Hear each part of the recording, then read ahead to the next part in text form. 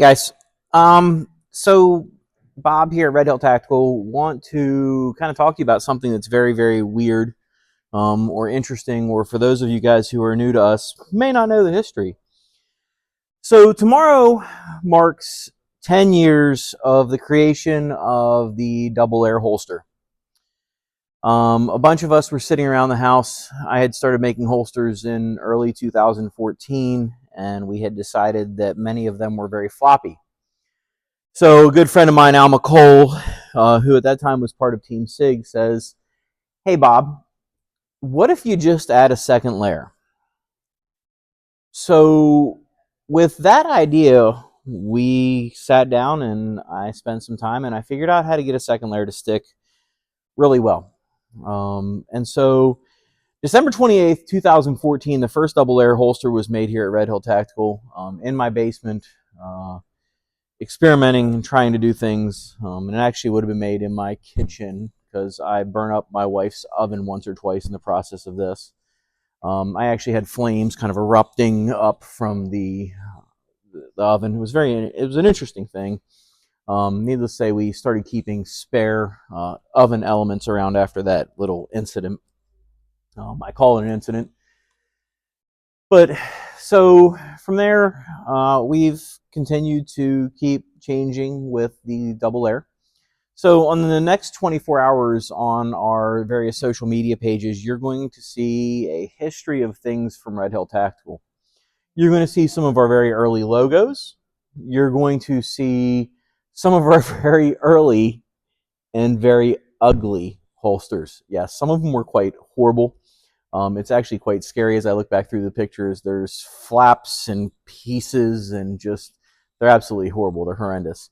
You're going to see the very early drops that we got from our friend David up in Canada, that were made overseas, that I sold several guns to pay for the first batches of them.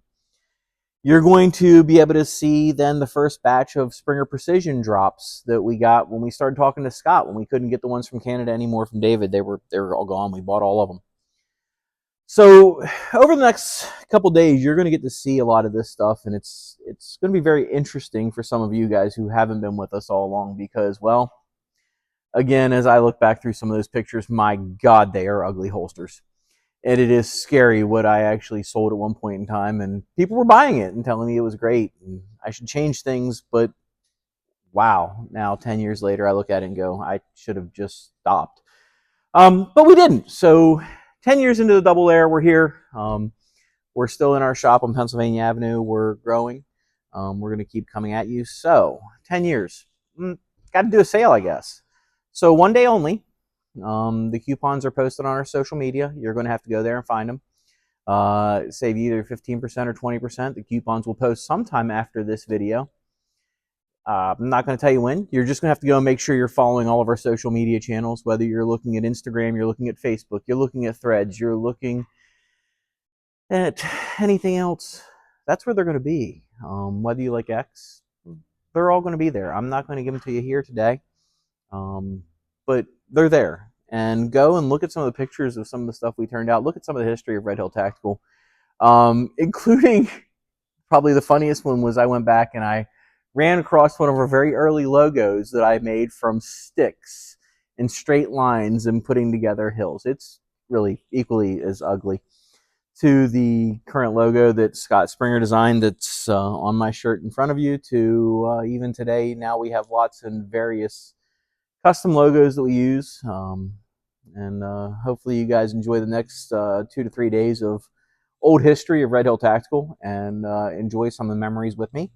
And have a good one, guys, and look for the discount codes. Thanks.